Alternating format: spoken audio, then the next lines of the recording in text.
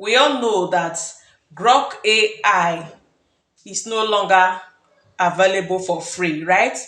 So we are going to be using other alternative instead of using Grok AI, because if you want to go for the paid version of Grok AI, you need $30 to upgrade, and which will be difficult for a new beginner to pay.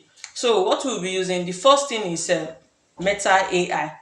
To access Meta AI, what you need is for you to go to your Chrome, type in Meta AI, then you click on it. You will see the surface there. You can generate image with your Meta AI, and their image quality is very good and it's very fast also. Use your Meta AI to generate as many image as you can. Then you can also tell the image to be annihilated, then the image can move. That one is one. Then you now go to your Queen app. Queen, the Queen is spelled as Kwin. Yes, not the other way around. Kwin. You can write it down.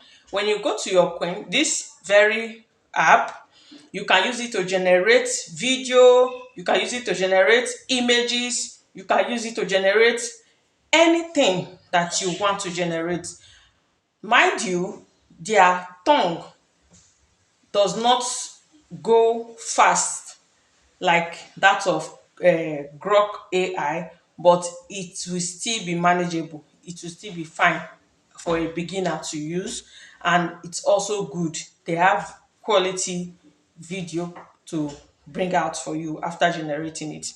So you use your Queen AI. All you need is for you to log in, create account with your email and log in, then you are good to go. You don't need to pay anything for that, and you have so many access to other things also. And another thing most people do not know is that your editing app, this your CapCut, yes, do you know that you can use your CapCut to generate AI videos? Yes, you can use your CapCut to generate AI videos, and this one worked perfectly well. Like, it worked so well. I've been using it to create AI videos for my other channel, and it's doing a very good job. This one, you go to before you access this, you make sure you are using the pro version of um your CapCut. Yes, when you enter your CapCut, you go to create. That is like you want to edit new video.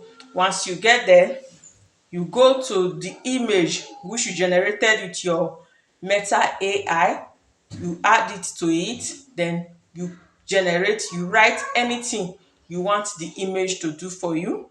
You write all the script. And the good part of that video is that you can also use your voice to do voiceover.